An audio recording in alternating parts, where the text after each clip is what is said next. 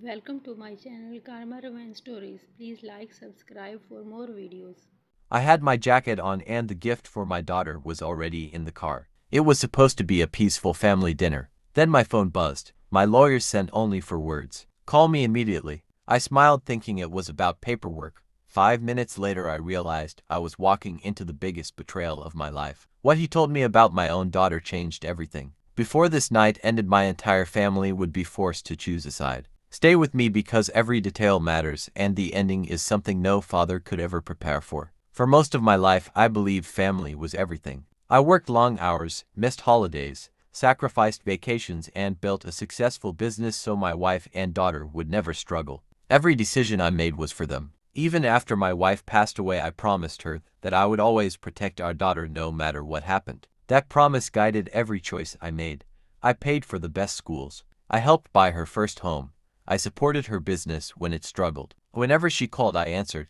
Whenever she needed help, I never asked questions. The dinner invitation felt special because it had been months since the whole family gathered together. She insisted that everyone be there, her husband, their children, my sister, even old family friends. She kept saying, "Dad, tonight is going to be unforgettable." I thought she meant something wonderful. As I adjusted my time, my phone vibrated. The message was from my lawyer. Call me immediately. I almost ignored it. Instead, I stepped back into the house and called. His voice was serious. "Where are you?" I said I was leaving for dinner. He told me not to go until we talked. My heart started racing. He explained that while reviewing documents for my updated estate plan, his office received unexpected information from another attorney involved in a property transaction. At first, it sounded impossible. Someone had been moving assets connected to my estate without my knowledge. I laughed. "That cannot happen," he quietly replied. "It already has." He told me my daughter had presented documents claiming she had authority over certain family assets. She claimed I wanted everything transferred early because of declining health. I felt like the room was spinning.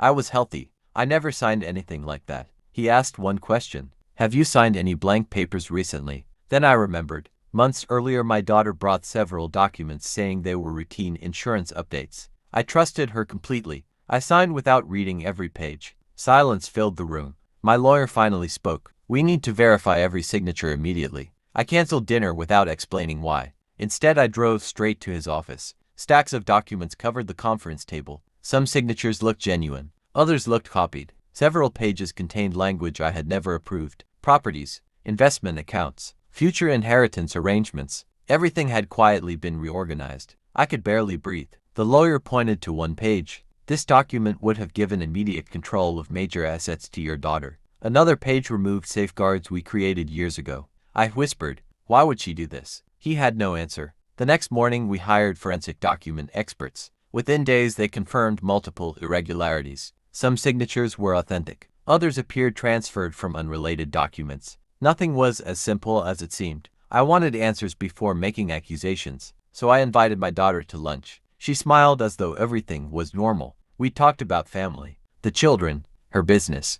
Then I placed one document on the table. Her smile disappeared. She stared at the page without saying a word. Finally, she asked, "Who gave you this?" I answered, "My lawyer." She looked away. For nearly a minute she said nothing. Then tears filled her eyes. She admitted she had been under enormous financial pressure. Her business partner convinced her early inheritance planning would eventually happen anyway. He prepared paperwork she barely understood. He promised everything was legal. She believed him, or at least she wanted to believe him. I asked the hardest question of my life. "Why did you not come to me?" She broke down crying. She said she was ashamed. She feared disappointing me. She worried I would refuse to help. Instead of trusting her father, she trusted someone chasing money. The investigation expanded. Authorities interviewed everyone involved. The business partner disappeared for several weeks. Financial records exposed hidden transfers and misleading agreements. Every piece of evidence pointed toward manipulation designed to benefit outsiders more than my daughter herself.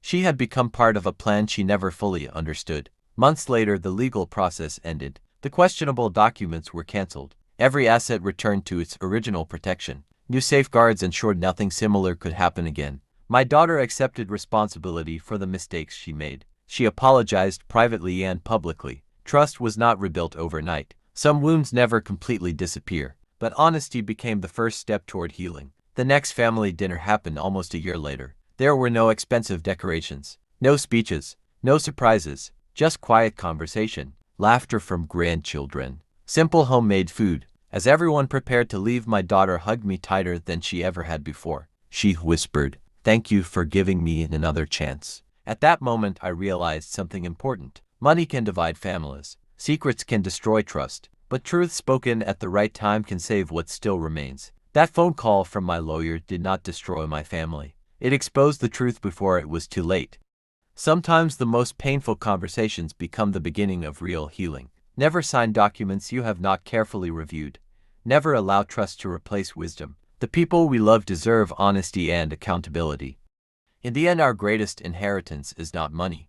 It is integrity.